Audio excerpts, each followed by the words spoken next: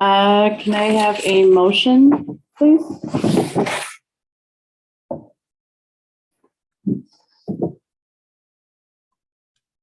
I'd like to make a motion to reconvene an open session. Move we reconvene an open session.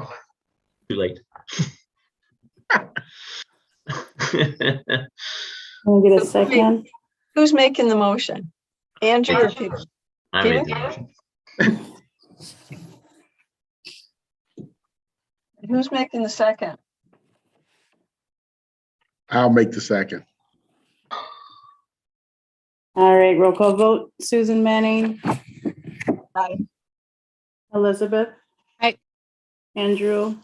Aye. Peter. Aye. Susan Fox.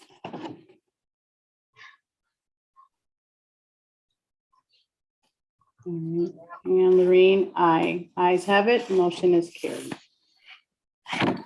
All right, order of business. Are there any public appearances? All right, can I have a motion for the consent agenda?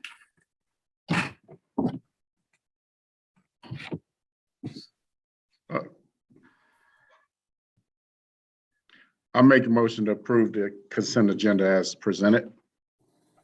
Second. Okay. Roll call vote. Susan Manning. Aye. Elizabeth. Aye. Andrew. Aye. Peter. Aye. Susan Fox. Lorraine. Aye. Ayes have it. Motion is carried. Next are recognitions. Okay. Congratulations to all of the DECA competitors who competed at the first in-person competition in over a year and a half at UW Whitewater recently. 10 competitors walked away with several placement medals for their event competition achievements in retail merchandising and principles of business administration individual events, a written marketing cluster exam, and a team-based sports and entertainment marketing event. Congratulations to the overall event winner, Monona Grove Senior Chance Anderson. Girl Scout Troop 1048 earned the Silver Award, the highest award achievable for middle schoolers, by creating discussion questions to provoke more in-depth thinking on the topic of racial injustice. The discussion questions will be used in class, and the Monona Public Library also created this display about the project. And there's a link with additional information about the Troops Award and the Monona Grove students who were honored. Congratulations to the Drama Club on their award-winning performance at the state competition this past Friday at UW Stevens Point. Their performance of Tracks was rewarded with 6 awards, including Outstanding Technical Theater, Outstanding Ensemble, Outstanding Director, and the top All-State Award at the state competition. In addition, Monona Grove High School junior Arwen Weber and senior Brillen Gugel were awarded Personal Outstanding Performance Awards. Well, and Dan, I just want to add that the drama club is basically being directed and assisted by 2 Monona Grove graduates, Becky Osmond and Matthew Biddorf. And Matthew used to be the one that had to film our board meetings until 12 o'clock at night when he was a student. So again, it's wonderful that we have this great heritage. They're very excited about how well the kids did. They were just ecstatic. So Thank you. Granite Ridge School held a successful open house last week to welcome Granite Ridge School families and community members. Students were excited to show their families where they've been learning the past few months, and guests were able to see the school at their own pace with a self-guided video tour, and those videos are available for your review on the link as well. And lastly, the Wisconsin School Public Relations Association, or WSPRA, hosted the 2021 Fall Conference earlier this month, and the Monona Grove School District took home 3 Spectrum Awards. One awarded excellence for a guest column regarding the referendum in a pandemic, an award of excellence for a sneak peek video of Granite Ridge School, and an award of merit on the referendum campaign for the operational referendum campaign. So again, a big thank you to all the staff involved, but in particular, of course, our communications director as well, Katie Burns-Kaiser. Thank you.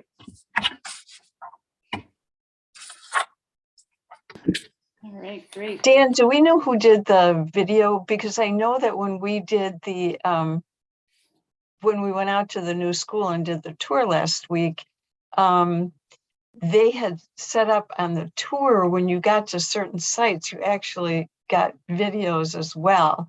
And I didn't know if there was any relationship to that. Was also a great piece of the tours, was being able to have those video pieces. So yeah, thank you for mentioning that. That wasn't part of these awards, but I agree. Those were outstanding. And Katie, as well as a big thank you to Emily Hayhurst as well, who helped put those together. Maybe Katie, if you want to even speak to that, that was pretty cool how that all planned out. Yeah, absolutely. I'd be happy to. I'd also like to thank Lucas Franklin at Granite Ridge, who was a big help with the teachers. They recorded their own videos. Lucas did quite a bit of work for that. And then Emily and I did some of the background roll, and the graphics and everything were added by Emily Hayhurst in the district office. She did a great job. They're really phenomenal. I would highly encourage you to check out those videos. They're really, really exciting and also informative.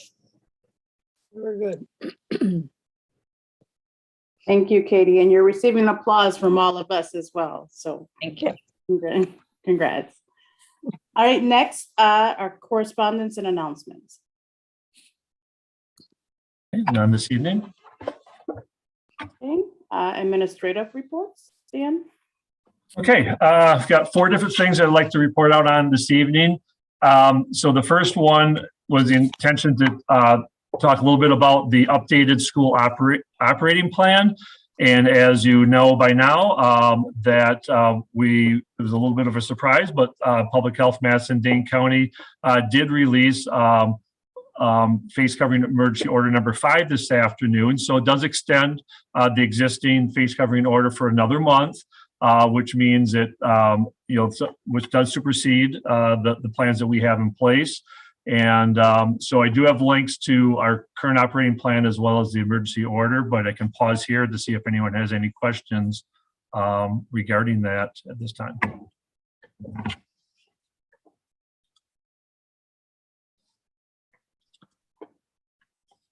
So, yeah, I think it is kind of business, business as usual for another month. So nothing real major changes there. So, okay. So we do have an update on actual numbers for the vaccine clinic that was held on November 13th and 14th, and excellent turnout. So 342 students at Winnequa, 550 at Granite Ridge. And so that's out of a total of about 1,600 students in ages grades through 5, or excuse me, ages 5 through 11 in our district. It was open to any students during those ages. It wouldn't necessarily have to be Monona Grove students or residents, but I think the vast majority were. So again, a big thank you to Forward Pharmacy for sponsoring that event and making, and again, having that accessible for our parents and their children. So I think we've talked about that. Just wanted to share those updated numbers with you. And then there is an opportunity coming up in December, of course, for the second dose for those children. Okay, third thing. Earlier this month, our Teaching and Learning Equity Committee had a meeting, and I think we reported out that Lisa Hype, as well as a couple of members of her team, were present and to talk specifically about our curriculum review process. And there's a lot of information. Elizabeth and Peter Sobel, also on the committee, had a nice dialogue with our team about that process and some of the specific things we've been working on. And it was requested that perhaps some of that information be presented here to the entire board. So the actual presentation slides are linked for you for the entire piece, but Lisa's joining us tonight to kind of go through some of the highlights that we think might be important for all of you to be up to date on, as far as, obviously a very important piece. So it's okay, I'm going to share my screen and we're just going to go through a couple of the slides together at this point, and then we'll see if there's any questions on any of those pieces.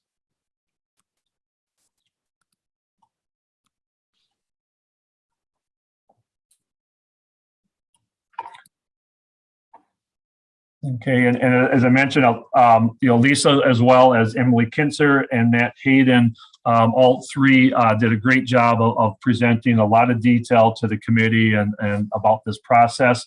But at a higher level, Lisa will just walk us through these first few slides to talk a little bit about the curriculum review process. All right, thank you, Dan. And thank you, board members, for the request for this sort of Cliff's Notes version of the presentation from November 1st. And Elizabeth and Peter, if I'm being too abbreviated in what we share, feel free to add any of your recollections from the fuller presentation as we move through this. So the first piece I just wanted to outline to start with are the key components of our curriculum review and renewal process. We have a 6-year cycle, and throughout that 6-year cycle, you will see that every curricular area has a dedicated time for review and renewal. One of the reasons that this is important is because there are financial expenditures that are associated with the renewal process. It could be purchasing foundational texts. It could be updating equipment or other materials. And in addition, it could be associated costs with professional development. And as you can imagine, with so many curricular areas, Jared would be unable to finance all of those demands at any one time. So to have things laid out on a established cycle is certainly helpful to keep our budgets aligned as well. So you have the calendar document there that will describe the 6-year cycle. And I really would say that there are about 2 years out of the 6-year cycle where the sort of heavy lifting occurs. And so when you look at the second document linked in, the focus areas by year, you will see that year 6 is really the review year, where we take a very close look at our current state of the programming. In that content area, we look at which standards we're going to align to. And the standards decision is a big one, because the standards are the basis for our learning targets and really what we want students to know and be able to do. So we take careful consideration of the standards that we align to. As a board, you approve the standards that we align to yearly. So that is something that you are aware of, but you may not know that we actually have content area teachers having some careful conversations about these standards as well. And then the second year of sort of the heavy lifting of the review and renewal is the renewal year. And if the first year is the what, the second year is really the how. So first we determine what we're going to align to, which standards, and then the next year is really how we're going to help our students hit those learning targets. So again, that's where we may be piloting some curricular materials in order to make a decision about which resources will best meet our needs. We talk about professional development. We talk about sometimes other equipment or material needs as well. And then the last piece that is linked in here is the instructional materials review tool. And again, this document is used to guide our decision-making when we talk about foundational curriculum resources. There certainly are other resources that are used by teachers in the classroom, more supplementary resources. We would never say to a teacher, if they were trying to bring in a news article or a video of some sort that has some current relevance, that couldn't happen. We definitely support our teachers in making the wise decisions that they do to keep our students engaged in important conversations. But for the foundational resources that will last for 6 or more years for a content area, we do use this review tool to make sure we're making the best decisions possible. Dan, I think you could go to the next slide, please. All right, so just a little more detail on some of the conversations that we have with our teachers when we're going through the curriculum review process. Again, I mentioned standards, but from the standards, we really have to look at which are the essential standards or priority standards. I think I'd shared before, quoting our friend Robert Marzano, that if you really were going to try to hit all standards, kids would be in school from K through 22. Well, that's 10 years more than we currently have them in school. So we look for the essential or priority standards, and to determine those, we ask questions about which standards have the most endurance, leverage, and readiness relevancy to our students. And then we talk about learning targets and success criteria so that we know that when our students are actually engaged in learning in the classroom, that they are tied to these, the learning targets are tied to these essential standards. What we're trying to do there is get away from the idea that it's simply about coverage. And we do not want our classrooms to just be filled with a lot of activities or busyness without purpose. And the standards allow us to have a greater sense of purpose and alignment across the district, which is, of course, what our goal is in this work. The last bullet point here just talks a little bit about the multiple pathways to the learning target. That's important. It encompasses our universal design for learning framework here. We know we have a range of learners in the classroom. Hitting the grade level learning targets are important, but there is no need for everybody to do it in the exact same way at the exact same time, because we are not an assembly line. We are not producing automatons. We have individuals with unique strengths. And so we want to honor who our students are and what they bring to the classroom.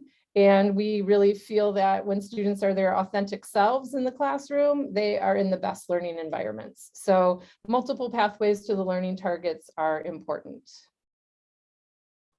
Dan, I think you could go on.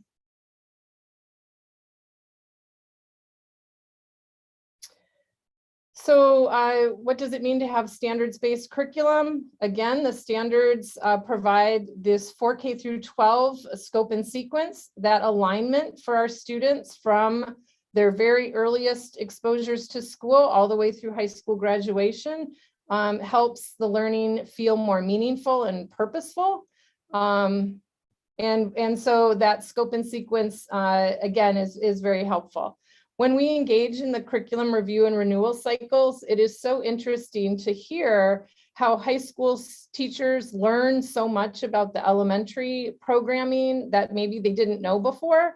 And likewise, how elementary teachers really learn what's happening at middle school and high school in ways that are important. So we all have our own role to play, no matter what grade we teach or what content area we specialize in. And we all work together. And so when we have our 4K through 12 teams together, it is really wonderful conversation, coming together, learning from one another, and strengthening our overall programming. Again, standards-based curriculum means that the teachers are developing their units and lesson learning targets from the standards. And also important to note that although I did talk about foundational textbooks, those resources are in fact tools that assist with the teaching and learning, but we do not advocate for materials that are used without care and without consideration of our students. So we do not expect teachers to go page by page and be in lockstep. Again, their students are all different. We want the essential learning targets to be hit by our students in a masterful or proficient way, but we do not expect every classroom to look exactly the same at the exact same time.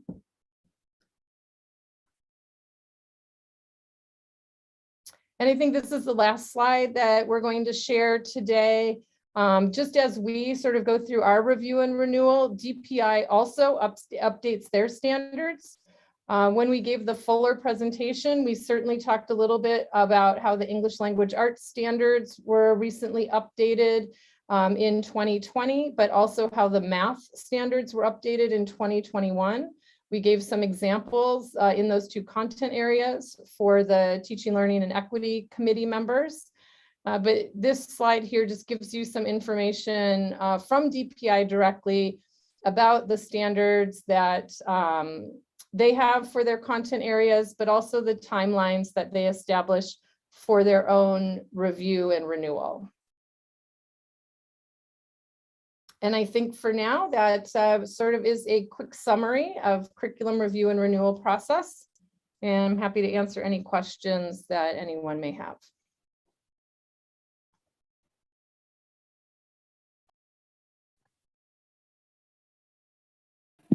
Susan Manning. I just want to thank Lisa for bringing this report to the board. I had listened in on the Teaching, Learning, and Equity, and actually to hear it again and hear you kind of elaborate on certain points was incredibly helpful. I just think this is an excellent presentation. I really appreciate you giving your time and energy to bring it to the total board, because it's just a very good presentation. And I want to thank you. My pleasure. And I think also just for the public who hopefully will be watching this, it's just nice to see the thorough process that teachers go through to develop curriculum and assessments and the whole thing. So it's very helpful.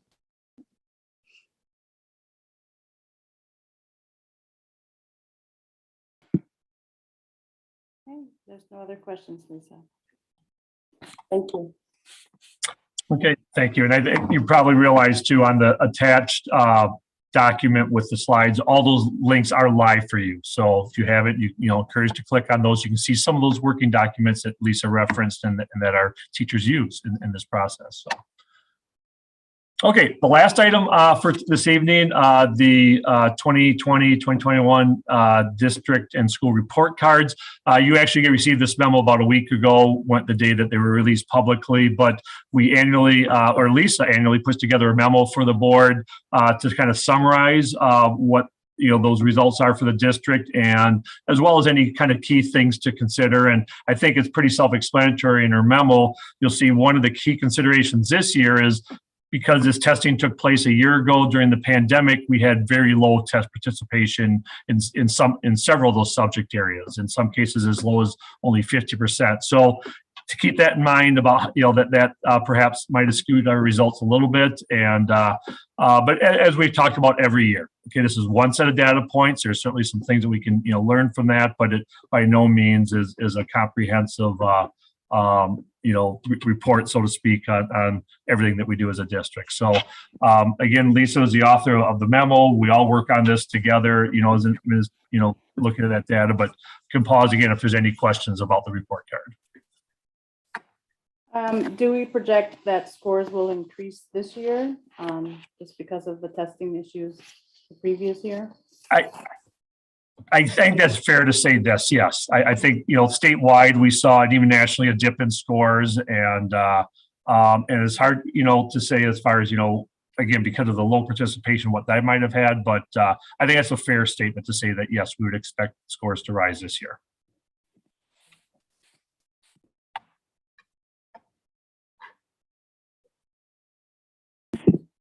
No other questions. I have All right. one more. Oh, you do? Okay, go ahead, Susan. Yeah.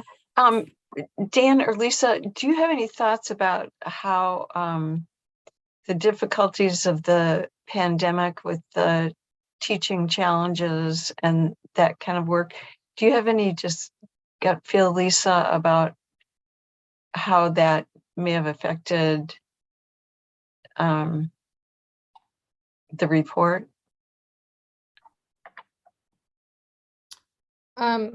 Susan, I think I I would share probably the biggest impact last year when we were going through those multiple instructional models, 100% virtual, 2-day-a-week hybrid, and then 4-day-a-week finally at the end of the year. I'd say the greatest impact was just that sort of renegotiation of sort of how much content we would be able to adequately address with students and how much time it would take in those different instructional models for our students to learn deeply and meaningfully.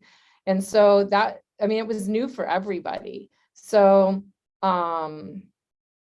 for instance, with our youngest learners who were engaging through Google Meet synchronously and then sharing their work product through Seesaw, some of the instructional methods that we've used to teach writing became much more challenging in a virtual situation. You can imagine how it would be with a teacher walking around a classroom with students in person, doing some writing activities and being able to give some immediate feedback, and then like how that would look different in a virtual setting. So I would say that probably the most significant impact on the teaching and learning last year was sort of just renegotiating how much time it would take to do the actual instruction in ways that students could respond to positively. And again, it was because it was new for everybody. But I think our teachers were remarkable. They still are remarkable. They're doing just Herculean work to make sure that our kids are getting what they need.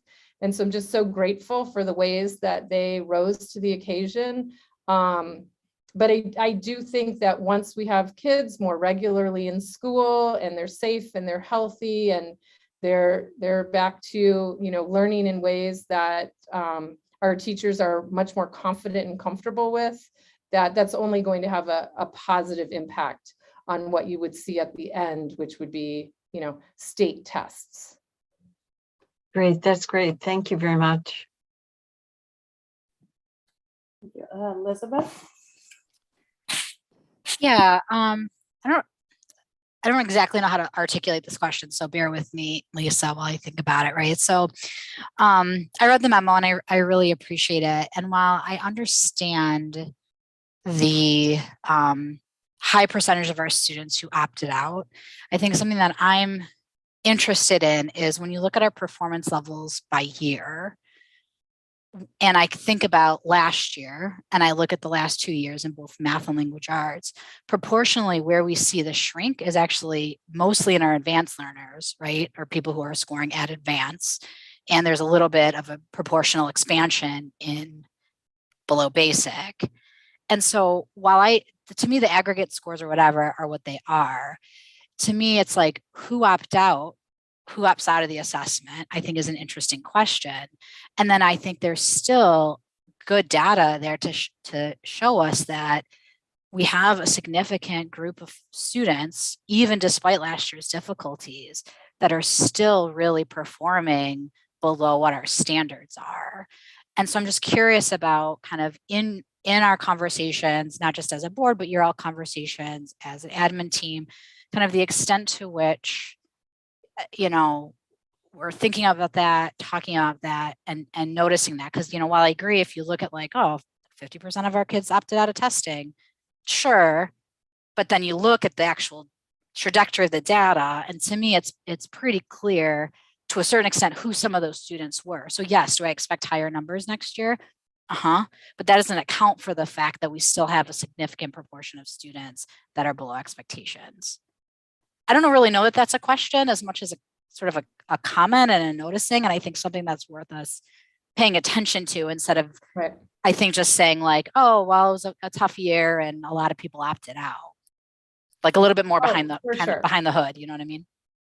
Absolutely, Elizabeth. That's a nice insight, a good reflection on some of the trend data. Definitely, even pre-pandemic, we know we had a lot of work to do. I would tie a lot of this to, again, some of the reshaping in our district tied to our ICS for Equity work. and really having conversations about how we serve all learners in, equitable and inclusive environments. And that work, I mean, I think, I don't know if Krista wants to chime in here at all either, but sometimes you see the impact of that work in ways that aren't immediately reflected in those sort of like terminal test data scores. It takes a while to see that. So, while we're working to improve the environments in our classrooms for our range of learners, it isn't without, right, some challenges in what we would traditionally measure on a standardized test. So a little earlier, you heard me talk about like multiple pathways to a learning target. We firmly believe that students need to be able to express themselves in ways that like resonate with them. But then at the same time, right, there's not a lot of option in how you take a standardized test.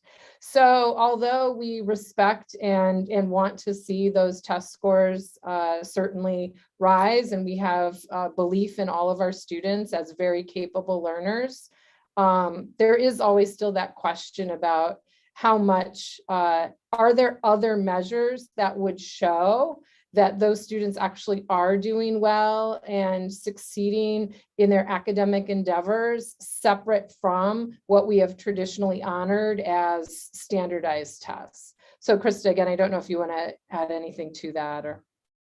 No, I think you covered it. I think it's definitely something to pay attention to in these past few years have made really interpretation and analysis of those test scores so challenging that I think it's pushing us in a direction that we were headed anyway, which was how do we supplement and really dive into what's meaningful in addition to these measures that have meaning in terms of like looking at trends over time and certain populations, kind of what you described, Elizabeth. I think it's definitely a both and for us, and we're sort of forced to unpack this puzzle because I'm not sure, this year's it's different, but there's a lot reflected in some of these like lagging indicators too it's going to be really hard to, I don't know, unpack over time, I guess, after these several past terms here.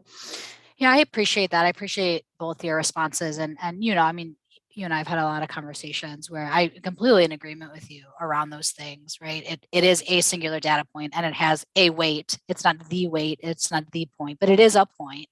And I think, something that I would like to see us thinking about as we move forward, and whether we work this through TLE or through the full board at some point, is what are those other indicators, right? Because this is the one that the state mandates for us, and we have some control and autonomy over how we are articulating what those other success metrics are, and then painting that full story, and not just for us as a board, but also for parents in the community and for our students themselves too, who may see themselves reflected in these like yellow and orange boxes and not have that be like resonating with their actual experiences, and how do you sort of tussle and wrestle with that? So I just really want to keep pushing us to really articulating those in a way that is communicatable.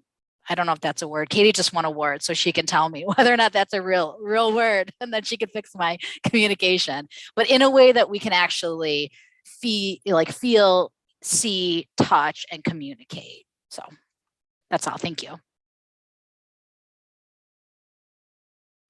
Susan Fox. Well, and I think along that line, the Administrators Association, ASA, a couple of years ago was developing what they felt was a better measure. They had a lot of different points that they looked at, and they were trying to get the state to look at that as opposed to this report card, which is very limited in its value. They haven't been able to move the needle on that, I don't think, but it would be interesting to look at. It's kind of getting at some of what you're talking about, Elizabeth. I had copies of it somewhere. If I can find it, I'll send it to you. Thank you. I love to read the stuff. My street data book came in, so that's going to be my Thanksgiving read. Cool. All right. So Elizabeth, Susan, thank you. Both of you hold that thought, because Lisa and I had that exact conversation this afternoon, and more to come. Good. That's great. It made a lot more sense to me, I know, than what we do now. So, yeah. Okay. Thanks. Right. Thank you. Next are board reports. So Susan Fox, Personnel Committee. I got myself unmuted that time. The Personnel Committee met on November 15th with the MGEA negotiating team for teachers to do the first exchange of packages for the base wage for 2021-22. And we had some brief conversation. We plan to meet again on Wednesday, December 8th at 4:30 p.m. That's about all there is to report at this point. Well, and I guess I could also add that, Dan, you got an email from Dan that our teachers and our educational assistants did vote to recertify with the MGEA. So our negotiations with the educational assistants will be forthcoming at some point. They haven't been quite ready yet, but. Thank you, Susan Fox. Next, Policy Committee, Susan Manning. Okay, so the policy committee met on Wednesday, November 15th, and they reviewed board policy 2240, controversial issues in the classroom. And this committee has done extensive review of this particular policy, has had extensive discussion. They've done significant research. And it's gone back to administration and staff at least twice, and then incorporated their input as well. And that's coming to the board tonight for first read. And then we reviewed the section of Neola volume 30, number 2, technical changes. And Superintendent Olson presented technical changes to policies as presented by Neola. The committee actually reviewed all the policies included under the technical changes. There's no committee action required on these changes as they're technical for board policy 0131.1. And so no committee action was taken, but we had the ability to question and review the technical changes. And Superintendent Olson will be informing the board of the status acceptance of the technical changes at the next board meeting. And we're meeting again December 21st. Thank you, Susan Manning. Next is Ad Hoc Sustainability Committee, Peter. Hi, the committee met on the 4th, Thursday. We are scheduled our regular meetings for the first Thursday of the month. As we can. Not much to report from our last committee meeting other than we continued to plan we received information about the current status of the high school solar project and what the developments are with the construction and how we plan to proceed about getting this done before the end of the school year. And we also continued our planning and discussion of outreach to stakeholders and regular groups. And so our next meeting will be the first Thursday in November, in December, which will be the 2nd. Next. Thank you, Peter. Next is the Monona Grove Education Foundation, Susan Manning. The Monona Grove Education Foundation met on November 9th. They had reports and announcements from the superintendent who talked about the open house at Granite Ridge and made sure that all members were invited. They're accepting any articles that anyone might have for their traditions newsletter that comes out. And they also announced that the Cottage Grove Community Foundation annual meeting was actually November 16th at 6:30. Then there was a really great presentation made to the foundation board. So it started out with, there's actually a grant, and there was a request made from Monona Grove High School. The Black Student Union is planning to take a trip to view historically Black college and university and add services. And at some point, I think the board might enjoy just having them give us a brief intro into what their plan is for that program. You might also want to wait till they come back, but it's interesting to hear what their plan is, and then you can kind of see what evolved. So Scott Groff and Melissa Smith reported they're actually going to New Orleans to visit historically black colleges and universities. And 4 out of the 5 advisors and multiple students are participating actually in the presentation that came to the foundation. The goal of the trip is to invest in our students to help them see themselves in their future and invest in themselves. So I thought that was impressive. The presentation included excellent information about the percentages of Black and Brown students attending post-secondary education, their financial pressures, to the expenses and how expensive it is to tour and visit colleges, lack of resources for post-secondary preparation, lack of familiarity with the college application process, challenges with the achievement gap, the need for basic skills building, the campus culture barrier, changes in finding community on campus, having to deal with stereotypes, universities not enrolling proportionate numbers, and little or no representation that are Black or people of color. And that was that was just highlights of this presentation. And then they talked about the benefits of the historically black colleges and universities tour. And again, the things we really just discussed. Torrin Young spoke also about, he provided a perspective, a big picture. And he said very specifically, this opportunity offers the ability for students with lower income to make college a realistic option for low income households. So then Scott Groth did a PowerPoint relating to New Orleans and the schools that they would go visit. Torrin did a learning piece on youth rebuilding in New Orleans. And then Melissa talked about visiting and then the service work that they're also planning to do. And they're estimating their cost to be around $25,000. And they were requesting from the Monona Grove Education Foundation funding for the transportation, which the foundation board did approve at that particular meeting. So they approved up to $10,000, which is approximately half the cost, not quite, but and then they're continuing to update the webpage, and the golf ball drop was quite successful, and they've sent thank yous to all the school newsletters. They continue to work on the Grant Awards Committee, a snack pack program, including 130 students for snack packs. And they're continuing to work on Pay It Forward, working with staff and trying to provide amounts available for staff requests for student needs. Again, this has really become an interesting meeting with these kinds of presentations. So I hope I can bring some of that flavor to you.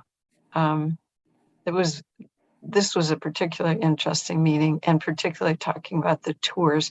And I think as the actual foundation of the tour evolves, the board may be interested in hearing a little bit more about that.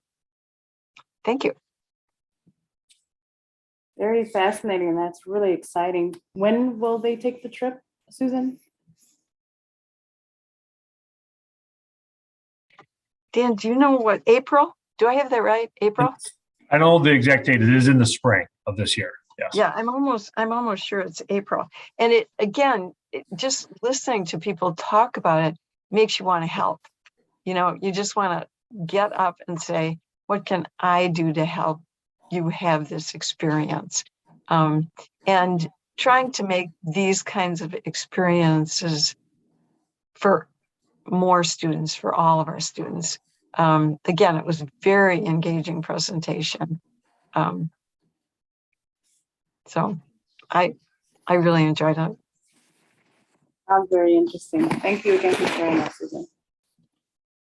All right, next.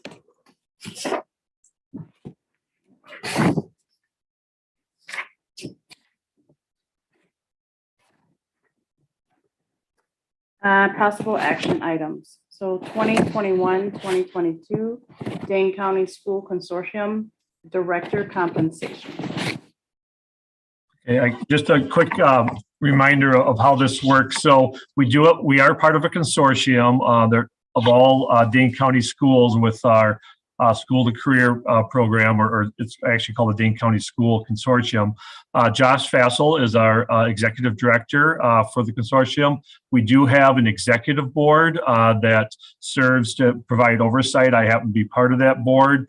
And but Monona Grove is also the fiscal agent for the organization, which means then that anything that is done with regard to budget and payroll does go through our books. And so our board does need to approve this annual compensation for our director. And the reason that you're being brought to now is we just didn't have a meeting, a timely meeting this at the end of the summer for this year. So we recently met, and so this would go retroactive to July 1st of this fiscal year.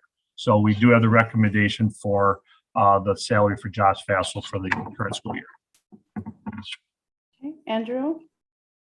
Yeah, I'd like to move approval of the 2021-2022 Dane County School Consortium Director compensation for 2021 to 2022 as presented. Second. All right, I think that was Susan Fox. Any further discussion? All right, roll call vote. Susan Manning, Aye. Andrew, Aye. Peter, Aye. Susan Fox, Aye. Elizabeth. Aye. Lorraine, aye. Ayes have it. Motion is carried. Next is the election of school district clerk. Susan, you want me to start or you want to start? Maybe I should, yeah, again, maybe I should just read it because I think my statement, if anybody has any questions when I get done, then we can move forward. So That's perfect. Yep. So I actually wrote a statement so that hopefully we could add clarity to kind of where we ended up. And needless to say, this is a bit of a surprise. and it shouldn't be. We should have a better understanding of what our roles are. But because Joyce and Tish do all of this work, I don't think we had the clarity that we needed for the duties. So, dear board, as you know, I've been serving as the board clerk this year. I've enjoyed the position and hope I have been serving the district well in that role. When Tish calls and says, I need your signature, I go right up there and sign the papers. So recently, Tish and I watched an excellent WSB presentation relating to the duties of the board clerk, and Dan has posted that. In the presentation, WSB attorney Dan Mallon stated that WSB does not advise a board member to serve as board clerk during an incumbency year.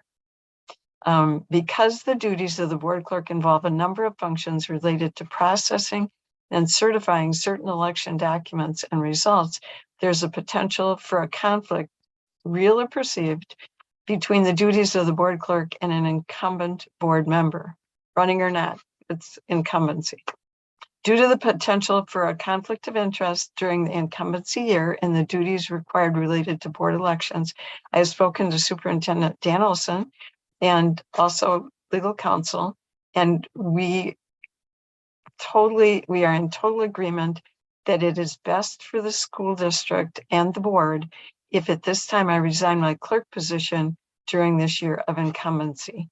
So please consider this document a statement of resignation and support for election of a new board clerk to complete this current board clerk term. Thank you all very much for your support during this time I've served as clerk. And thank you all very much for understanding that this has been, I think, a learning process, right, Dan? For all of us. And I'm glad we've had the opportunity to have this learning experience and we can move forward. Thank you, Susan. And go ahead. I'm sorry. Oh yeah, thanks, Susan. These are good points. I would just like to forward this to the policy committee, I guess, because I think we should make an annotation in our board officers policy so that each year we're reminded of that. Thank you. Yes, I think that's an excellent idea. And actually, I pulled up the policy and read it, and I thought we really need to review that presentation and revise that. And again, it's a learning process for all of us. But I think that's an excellent idea, just to take it back to policy and make this work better. So we don't inadvertently have this occur. So, yeah, just so we know it's. Yeah. Right. Yeah, I think this is probably the first time it's happened, so it hasn't I come know, up. I know, I know. So, and if you don't mind, if I could just add, so I've been a superintendent for 17 years, and this is the first time it's ever been brought up as a potential conflict. And I was as surprised as anyone. And when I contacted Boardman and Clark, the attorney there as well, same thing. It never had come up before. So, but it is a very real potential conflict. And I think it makes a lot of sense that we should be cognizant of that on those election years. And so I will just add quick before you take any action procedurally, you have the information about the policy. Essentially, remember, you elect your officers every year during the reorganization meeting, and your policy allows that to be done by written ballot. It doesn't require it. And in this case, since it's just one position, I would say that it's probably not necessary. However, we are not prepared to handle written ballots virtually. So if a board member were to make such a request, we wouldn't be able to act on it tonight. We'd have to call a special meeting. But otherwise, you can do it by a simple nomination and voice vote as well to elect a new clerk.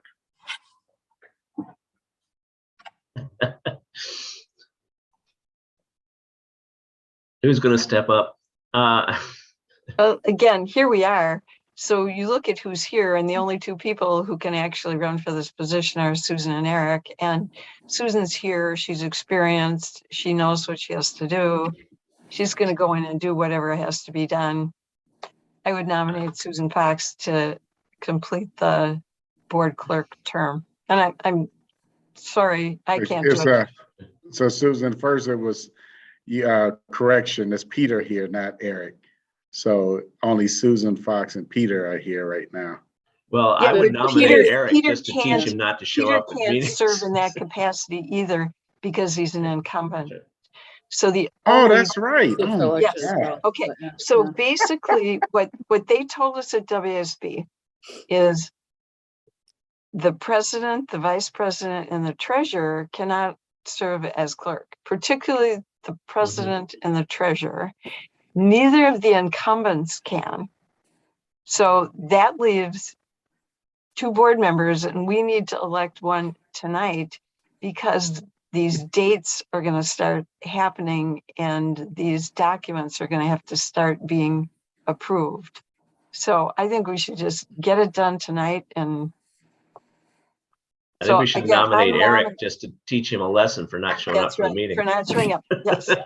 Well Back said. over, you come back and say, wait a minute, I'm sorry. So I'm nominating Susan Fox. I think we need, do we need a second on that, Dan? And then we vote. Yes. You don't need a second nomination. So, Oh, that's Oh, right. right. You know, yeah. Do we need a third and a fourth? I don't. So Lorraine, yeah, procedurally, you just need to ask if there are any additional nominations. If not, you can close nominations and then the board can vote on the nominee. All right, are there any additional nominations? Let me call Right. Eric. You are All so right, funny. so we can close the nominations, and Susan Fox, you are now officially our new clerk. No, we need to vote on it. We gotta first. vote. We vote? Okay. All right, so we'll do a roll call vote. Susan Manning? Aye. Andrew? Aye. Peter? Aye. Susan I, Fox? No, Elizabeth? Aye. And Lorene? Aye. Ayes have it. A motion is carried. So Susan Fox, you are now the clerk. thank you. Actually, I thought this came up at our reorg meeting, and if there is only one nominee, you don't actually have to vote, I thought, but anyway. Oh, well. But since we did, it's all fine, and we'll check that out later. See, So, she's thank going to you. be a great clerk. She's going to get in there and check Oh, yeah. every signature. No. But again, thank you guys for your understanding. Again, Tish and I were just kind of mildly shocked, and I immediately picked up the phone and called Dan. And then he talked to Dan Mellon. It's the thoroughness of WASB. Dan Mallon. Okay, we can move on to policy adoptions, revisions, deletions, second reading.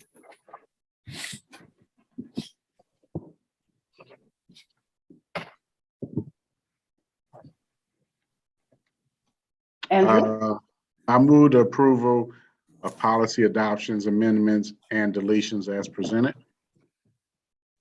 Second. Sorry. all right, any further discussion? Roll call vote, Susan Manning, Aye. Andrew, Aye. Peter, Aye. Susan Fox, Aye. Elizabeth. Aye. Maureen, ayes have it, motion is carried. And I just want to mention, I want to thank the committee again. I'm telling you, there's got to be at least 40 hours plus work in these policies, probably a lot more than that. I know minimally. And again, this committee has really worked hard. They review every policy. They come in, they've really done a nice job on this work, and I really appreciate that. This is a whole pile of policies. So it's impressive, the work that these guys have done. Thank you. Next is discussion items. Policy revisions, first reading. I'll just start it off by, Susan already addressed this a little bit in her report about the committee. So the reason this is a standalone policy right now, not part of the with the other Neola updates, there was an update from Neola, but if you look at the revisions here, only a couple of those lines actually were the recommended language from Neola. Our committee did a fabulous job of working through this very thoroughly and made a number of other edits. And this is a really important policy. This is something that really helps guide our teachers as they address these items in the classroom, and we wanted it to be very, very much represent the values of the school board and our community, as well as to provide that guidance needed for our teachers. So I think those are excellent revisions. We also included a copy of the clean version to help read through a little bit better. But so that was the background on this one and why it's being presented tonight as an individual policy.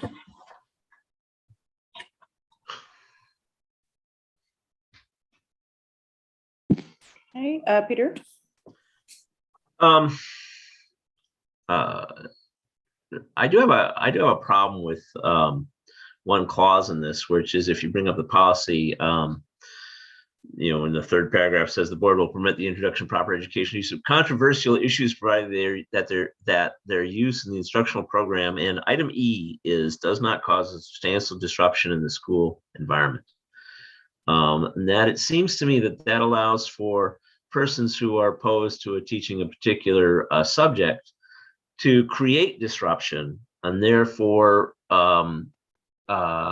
interfere with the free speech of our instructors in the district and our learning objectives by essentially bullying us out of a situation by causing substantial disruption. And so I have a problem with E.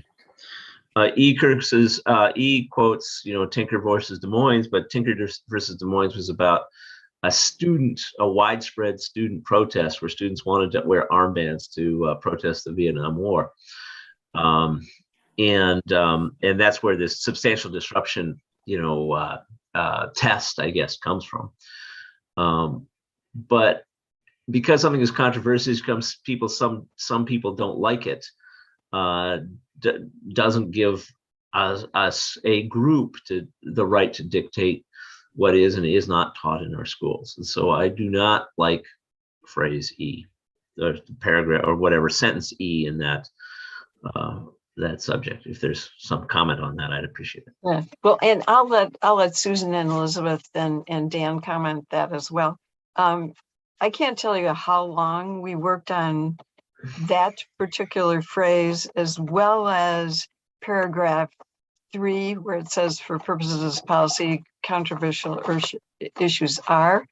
But again, the review, it's very clear that instead of being statutory, it's court determined of what a substantial disruption is. Now, again, that's always subject to, you're absolutely right, Peter, your comments are Right. excellent.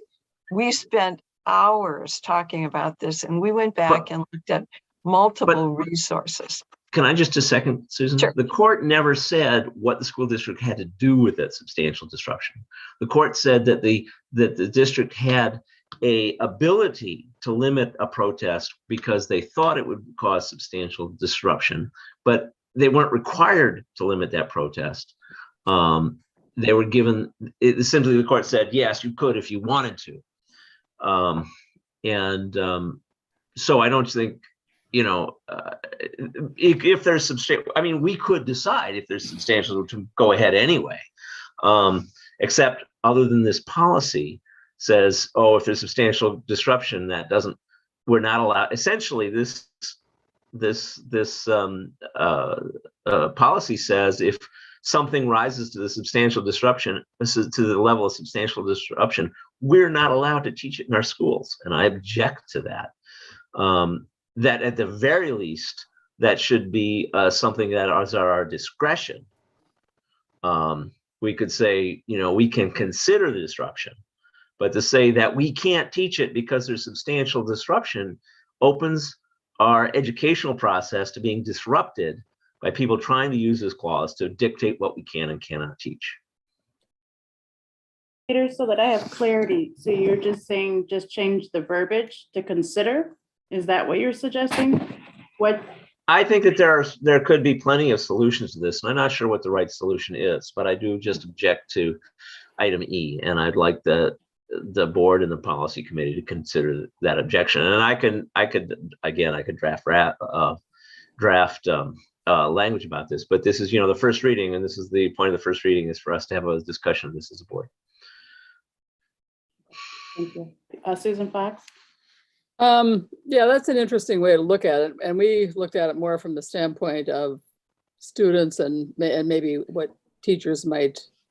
The examples that were given were, and I'll just read this from the piece we had on the Tinker test, but that the lower courts have emphasized that schools don't have to wait for an actual riot to occur. Right. If there's a reasonable forecast, you can still act. So the example is the 6th U.S. Circuit Court of Appeals, a few years after Tinker, used the substantial disruption test in Melton v. Young in 1972 to rule that public school officials in Chattanooga, Tennessee did not violate the free speech rights of a student when they prohibited him from wearing a Confederate flag jacket to school. So that's a case where having this in the policy enables a school to say, you can't wear that in the school pretty clearly. I remember having an incident where I had a student come in with a t-shirt on that had a slur against Native Americans on it. And I just said, you're not coming in here wearing that. And fortunately for me, he went back out and took it off. I mean, he did it, I think, to get a rise out of me, and that worked.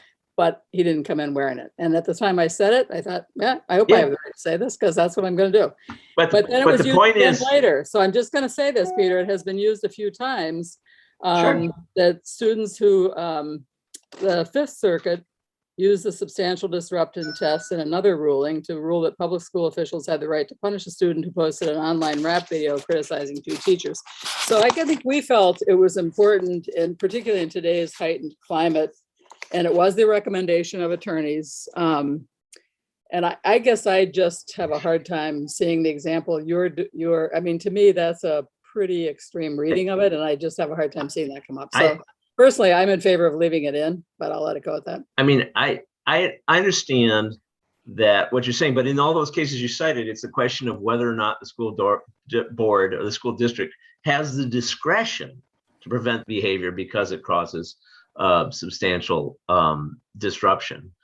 And I don't think you have to look any farther than the disruption of school districts. We had a school district in Wisconsin shut down for a day because of anticipated protests over something that happened in the classroom. We've seen across the country, we've seen this extreme disruption both at board meetings and at school sites over certain issues. And yes, we want to make sure that the school district can avoid substantial disruption. We have a right to do that. However, we also don't want to set up a situation where we feel that we're compelled to act because somebody is causing substantial disruption. And I just want to make sure that that's clear, that this doesn't give people a way to veto the curriculum of the school district by causing disruption. Could Susan do. Fox? Well, I'm just kind of thinking out loud here too. What you could, and maybe we should go back and talk about this. So what we could do is remove it from E, and then we'd have to work on that next sentence too. And just have a standalone sentence that simply said the school district retains the right to.